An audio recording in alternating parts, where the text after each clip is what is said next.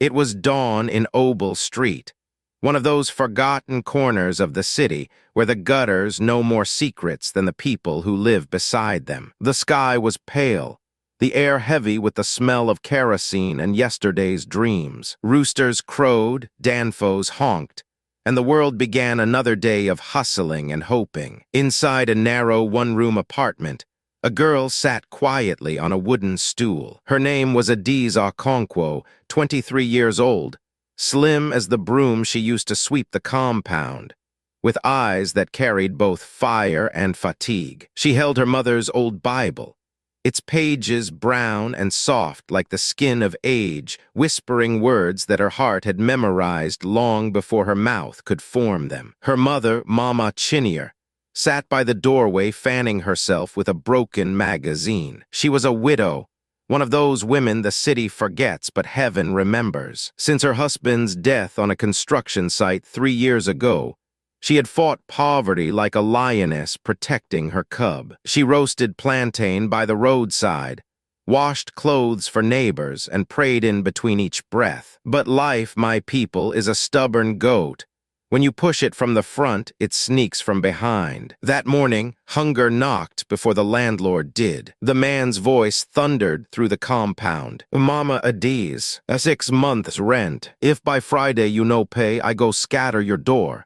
He spat, leaving the taste of shame in the air. Friday was only 3 days away. Mama Chinier sighed deeply. "My daughter, sometimes I wonder if heaven still remembers poor people." Adiz smiled faintly. "Mama, even if heaven is silent, it is still watching." "You get your papa's stubborn faith," Mama said, "but faith no day fills stomach." Before Adiz could answer, a knock came, hard and proud. It was Uncle Pascal, her late father's younger brother, his agbada sweeping dust like a broom of arrogance. "Ah, my people," he boomed, entering without invitation. "So this is how Una Day managed now. Chai poverty no fine for anybody face." Adiz stood up politely. "Good morning, uncle." He waved her greeting away. "Adiz, I came with good news. There's a man, Chief Odogwu. He is rich like honey and powerful like Harmattan fire. He saw your picture at your cousin's wedding and said he must marry you. The man say he go pay 1 million naira bride price." Mama's eyes widened. 1 million? Yes, oh. You think I'm joking. See your mother Dawn suffer. If you marry Chief, all this wahala go end. You go wear lace, drive motor. Your mama go open supermarket. Forget school, this is real opportunity. Adiz's voice trembled. "But uncle, I don't even know him." Pascal laughed loud and empty. "Know him for what? Nah love go pay rent. Nah romance go buy food. My dear, you better use your beauty while he still get market." Mama Chinier shifted uneasily. "Pascal, she's still young. Let us think. You people like to think until opportunity waka pass. Do you want the landlord to carry your load out? I'm helping you. Don't say Pascal never do anything for this family." When he left, silence swallowed the room. The only sound was the ticking of the wall clock that hadn't worked for months. That night, Adiz couldn't sleep. Outside, the city hummed its sad lullaby. Bikes speeding, babies crying, lovers quarreling. She turned to her mother. "Mama, do you want me to marry Chief?" Mama's eyes glistened in the dark. "My daughter, I don't want to sell you. But what can we do? Let God decide."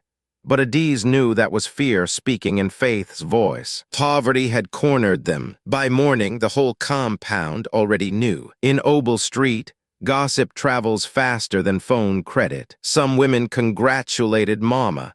Others whispered pity behind her back. 2 days later, Adiz visited her friend Ifoma at the salon where she worked. The smell of relaxer and gossip filled the air. "I hear say you wan marry Chief Odogwu," Ifoma said, hands on hips. "Babes, no do that man get wives like channels on DSTV. He go use you wipe table." Adiz sighed. "Ifoma, we're about to be homeless. My mama is tired. Maybe this is how God wants to help us." Ifoma shook her head. God no day trade daughters for rent money. Wait, have you heard of the Faith Works grant? They give small business money to youths with ideas. The deadline was yesterday, but I saw online they extended it by 2 days. Hope sparked like a matchstick. Are you serious? Yes, you can apply. You always talk about feeding hungry people. Write your proposal. Nothing spoil. That night, while her mother slept, Adiz borrowed a neighbor's laptop whose keyboard missed the letter E. She typed like a woman possessed. Adiz's kitchen, affordable, nutritious meals for struggling families. She wrote until her eyes burned, pouring every tear and dream into the document. When she finally clicked submit, the generator outside coughed its last fuel, and darkness folded around her like a promise. The next morning was meant to be her introduction. Chief's driver had already dropped crates of beer, bags of rice, and one stubborn goat that refused to stand still. Uncle Pascal strutted around bragging, "By tomorrow, my niece go become Madam Chief." Then Adiz's phone beeped. A message. Her hands shook as she read.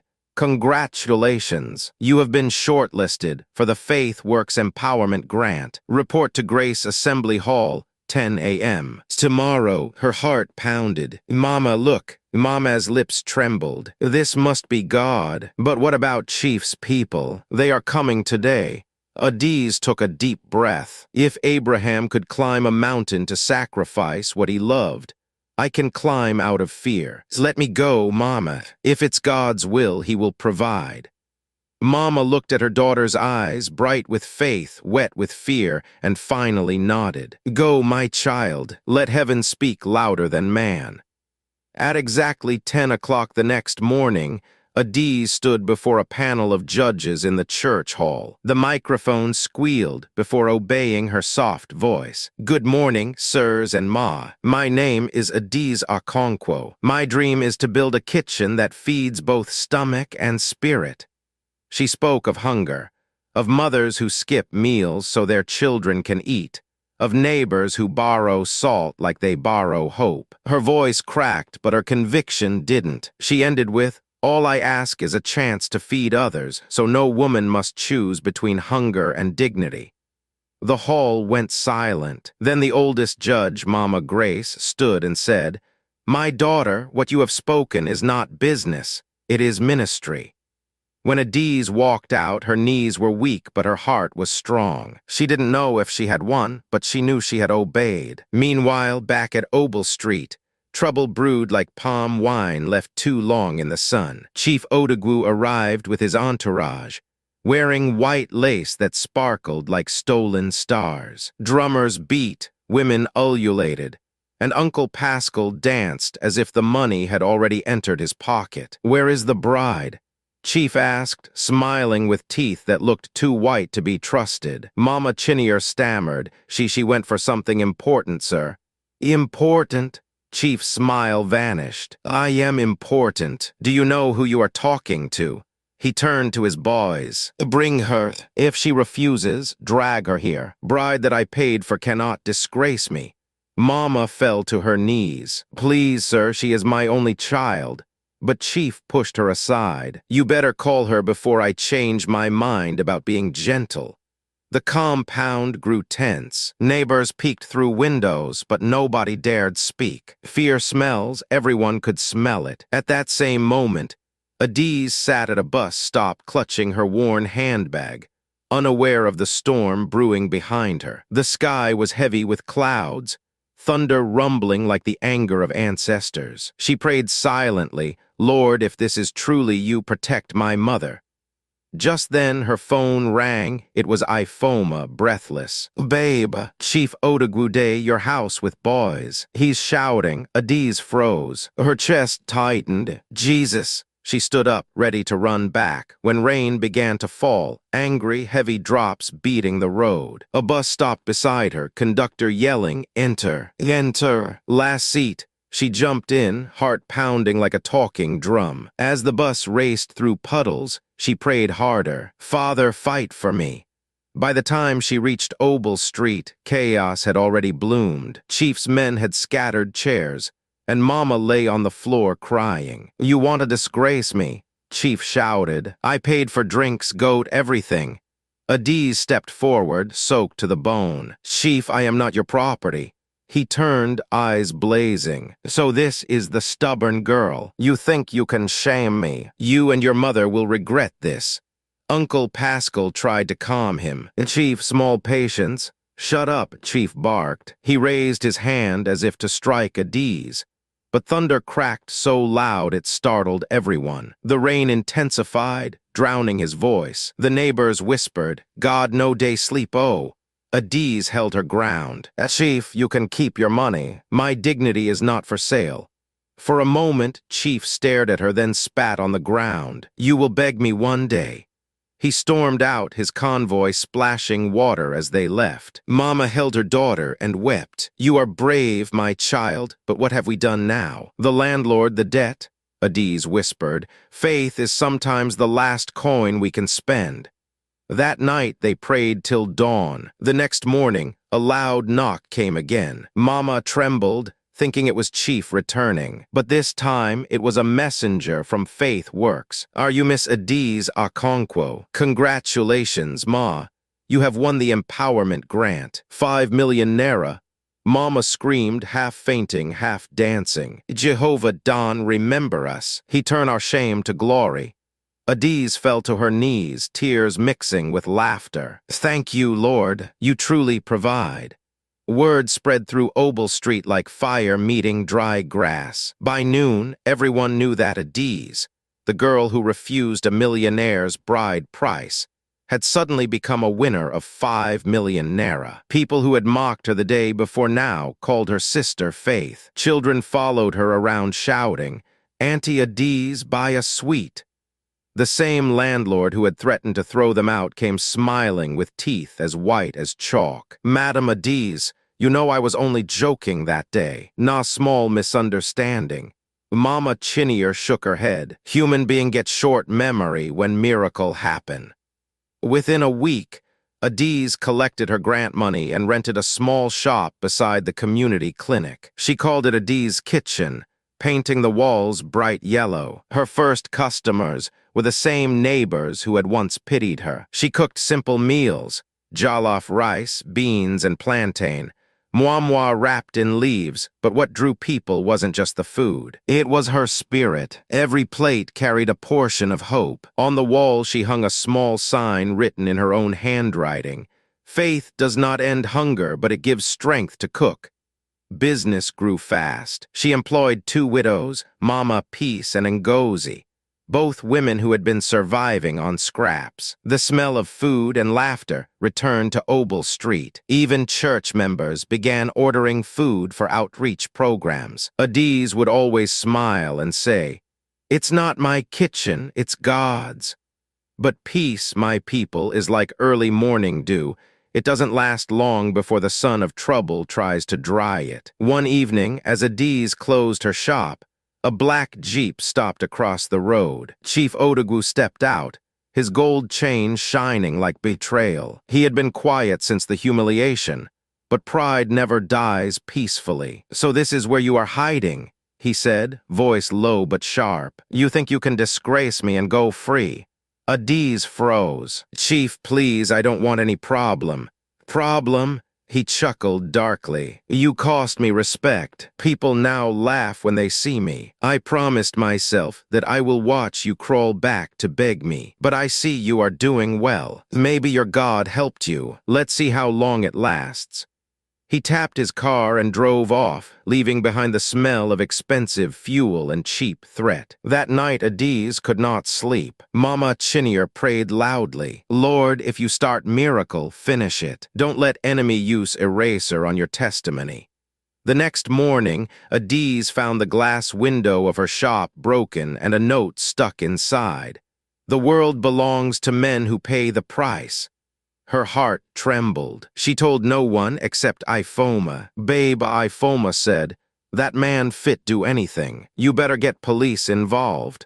Adiz shook her head. "Let God fight his battle. I'll keep working." And she did. She poured her fear into her cooking. The more she served people, the stronger she felt. It was during one of those busy afternoons that she met Michael Duru. He came in wearing a simple shirt, sleeves rolled up, smelling of soap and new paper. "Good afternoon," he said, smiling. "Are you Adiz?" "Yes, sir." "You want to buy food?" He laughed. "More than that. I'm from Sun Harvest Foods. We distribute to schools and hospitals. I heard about your community feeding program from the church newsletter. My boss wants us to support local entrepreneurs with vision." Adiz blinked. "You mean partnership?" "Exactly. We can supply ingredients in bulk at lower price and maybe sponsor your outreach events." For a moment, she just stared, speechless. "Sir, are you sure?" He smiled wider. "Call me Michael. And yes, I'm sure. I believe in what you're doing." That was how their friendship began, quiet at first, like a soft rain that later becomes river. Michael was calm, gentle, and had the kind of patience that listens before it speaks. He often came by to help carry sacks of rice or serve food to children. Neighbors started whispering, "This one no be ordinary visitor, oh." One evening after closing, he waited for her outside. "Adiz," he said, "there's a regional entrepreneurs conference in Abuja next month. If you attend, you'll meet investors who can expand Adiz's kitchen." "I've never even left Lagos before," she said. "Then it's time to see what God can do beyond Obel Street." She smiled. "Let me pray about it." When she told her mother, Mama Chinier clasped her hands. "My daughter, go. The same God way open this small door, fit open bigger one." But just as everything seemed to rise, trouble returned wearing a new face. One rainy evening, police officers came to Adiz's shop with a warrant. Someone had reported her for using expired ingredients that made children sick. They shut down the place instantly. The crowd gathered. Whispers multiplied. Adiz cried, "Officer, that's not true. I always check my supplies." "Take it up at the station," the officer said. Mama Chinier almost collapsed. "Who will do this wickedness?" The answer came the next morning when Ifoma rushed in with her phone. "Look," she said. A video was trending online showing Adiz's kitchen, with captions like "Fake food kills community kids." The account that posted it belonged to one of Chief Odegwu's workers. Adiz's eyes filled with fire. "So it's him again." Michael arrived that afternoon, face tight with anger. "Don't worry," he said. "I have friends in the food agency. We'll clear your name." For days, they battled rumor and bureaucracy. Reporters camped outside her house. Customers disappeared. At her lowest point, Adiz sat in darkness and whispered, "Lord, why bring me this far to disgrace me again?" Then, like sunrise after long night, the truth surfaced. The health officers investigated and discovered the video was fabricated. The so-called sick children never existed. The agency issued a public apology and restored her license. Chief Odegwu was exposed. People online turned their anger toward him. When Adiz reopened the shop, customers returned in droves. Even pastors came to eat, saying, "We must taste this miracle rice." One afternoon after the rush, Michael found her sitting tired but smiling. "You still believe in faith after all this?" he asked. As she looked up, "Faith is not for when life is easy. Faith is for when you have every reason to stop believing." He nodded slowly. "That's the strongest kind." Their friendship deepened. They talked about everything, from business to Bible verses, from dreams to jokes. Michael would tease, "When Adiz cooks, angels line up with plates." She would laugh, "Then make sure steal their food." The Abuja conference came and Adiz traveled with him. It was her first flight. She held the armrest like it was her mother's hand. Michael smiled beside her. "Relax, you're flying on God's wings." At the conference, she shared her story before hundreds of people. The death of her father, the landlord, Chief Odegwu, and the miracle grant. When she finished, the hall rose in applause. A company offered to invest. Another promised training support. She returned home overwhelmed, whispering, So this is how faith looks when it grows up. Back in Lagos, Obel Street celebrated her like a heroine. Children danced around her van that now bore the logo Adi's Kitchen, feeding hearts and homes. But not everyone rejoiced. One evening, as she was locking up, a shadow moved near the gate. A familiar voice hissed, "You think you've won. I warned you." Chief Odogwu stepped out of the darkness holding a pistol. Adiz froze. "Chief, please, silence. You took my pride, now I'll take your peace." Before she could react, headlights flashed. Michael's car screeched to a halt. He jumped out, shouting, "Drop the gun." Chief turned toward him furious. In the confusion, he slipped on the wet pavement. The gun fired once into the air and clattered away. People came running. Within minutes, police who had been patrolling nearby rushed in and arrested him. As they dragged him off, Chief spat, "She bewitched me. That girl's faith is witchcraft." Michael held Adiz close, trembling. "Are you hurt?" "No," she whispered, shaking. "Just tired of fighting." He looked into her eyes. "You're the bravest woman I've ever met." That night, for the first time, Adiz allowed herself to cry freely. Not out of fear, but release. Mama Chinier held her and said, "When storm no kill you, it washes your destiny clean." The next morning, newspapers carried the headline, "Businesswoman Survives Attack by Angry Suitor." People flooded her shop again, not out of pity but admiration. And through it all, Michael never left her side. One evening, as the sun melted into orange light, he said softly, "Adiz, every story needs a next chapter. Will you let me be part of yours?" Her breath caught. "Michael, are you sure? My life has been thunder and tears." He smiled. "Then let me be your calm." Tears rolled down her cheeks. "Yes," she whispered, "my people gather again and listen well. Because when a story reaches its last turn, that's where wisdom hides." The journey of Adiz, the poor farmer's daughter, had crossed fire and flood. But the hand of God never left her shoulder. Trouble tested her, shame followed her, but faith sat tight like a stubborn goat that refused to move. Weeks passed after the attack. Chief Odogwu's case went to court, and though he tried to buy his way out, his lies caught him like fish in a net. The judge sentenced him for attempted assault and defamation. When the verdict was read, Adiz did not rejoice. She only bowed her head and said, "Let the Lord be praised, for vengeance belongs to him." Her business expanded faster than she could dream. Adi's Kitchen became a name people mentioned on radio and television. She was invited to speak at women empowerment programs, where she told her story in simple words that touched hearts. "I am just a village girl who refused to sell her future for bride price," she would say. "If you hold faith like a mother holds her baby, God will hold your destiny."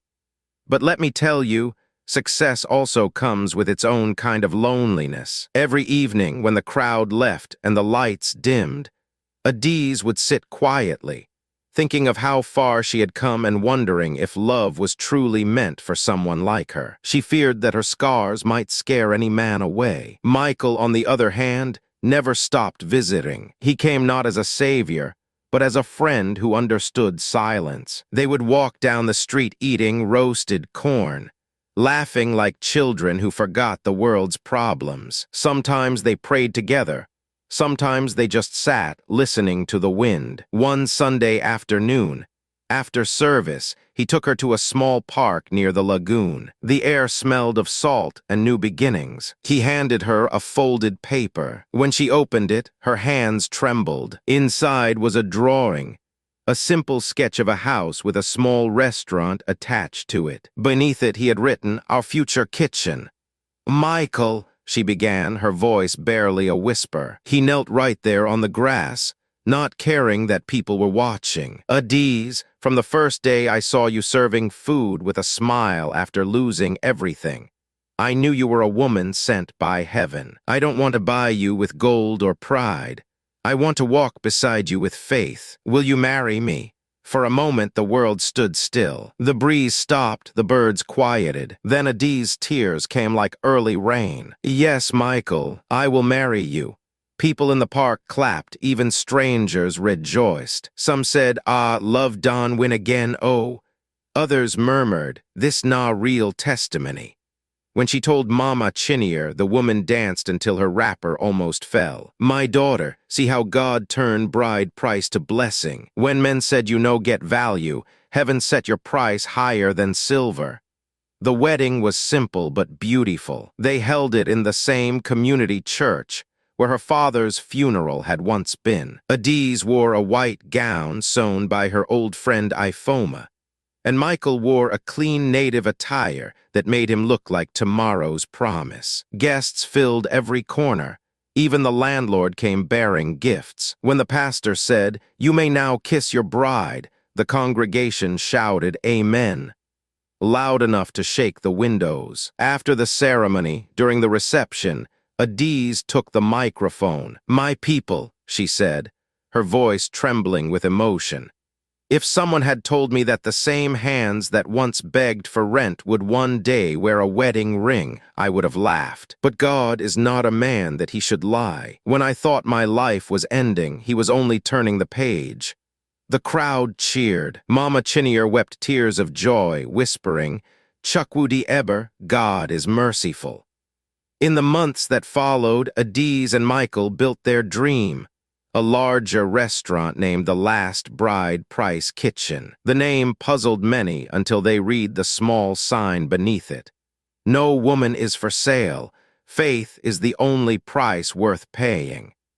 They used part of their profits to start a foundation that trained young girls in cooking and entrepreneurship. Many of the trainees were girls who had been forced out of school or arranged for early marriage. Adiz would stand before them, her eyes shining, and say, "You are more than the bride price your family is waiting to collect. You are the destiny your generation is waiting for." One day, a journalist came to interview her. "Madam Adiz," he said, "what gave you the strength to stand when everyone pushed you down?" She smiled gently. "I learned that faith is not noise. It's not shouting or clapping. Faith is quiet stubbornness that says, even if I die waiting, I will not bow to fear." Years later, when Adiz had her first daughter, she named her Chimlam, meaning God has done it. During the child's dedication, the church was packed full. Even people who had never met her came just to see the woman whose story was now legend. As the choir sang, Adiz looked around and saw how far God had brought her. From a leaking roof to a house filled with light, from tears of shame to songs of joy. She held her baby close and whispered, "My little one, your mother once had no price, but heaven paid in miracles." When the service ended, Michael put his arm around her. "Do you remember that day you almost sold yourself just to save your family?" She nodded. "Oh, yes, it feels like a lifetime ago." He smiled. "That day was the last bride price. Every day after that has been grace." Adiz looked up at the sky and said softly, "The same God who tested Abraham with Isaac tested me with my future. But like Abraham, I learned that what you're willing to give up for God, he'll multiply and return in ways you can never imagine." The congregation cheered as if they understood that her story was not just a tale.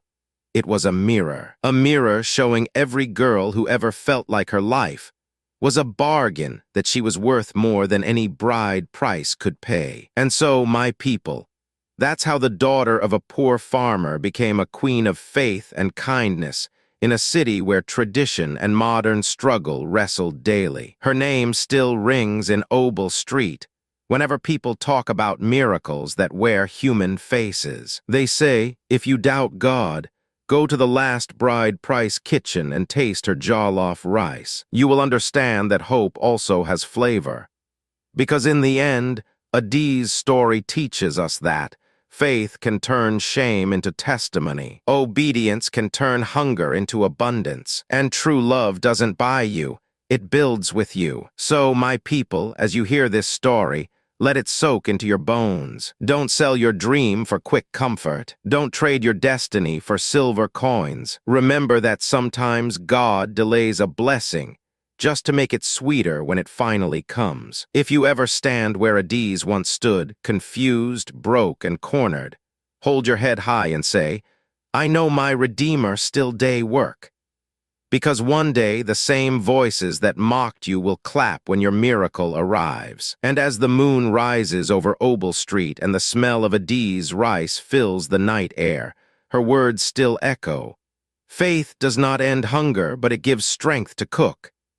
When you put God first, no bride price, no poverty, no enemy can stop your destiny. What is lost can rise again when faith takes root. So hold your faith tight, my people, for faith is the only price worth paying. If this story touched your heart, don't just keep it to yourself. Share it, subscribe, and let more souls hear that no matter how poor, how forgotten, or how broken they are, their story is not over until God says it is. Because Adiz's miracle might just be the sign that yours is coming next.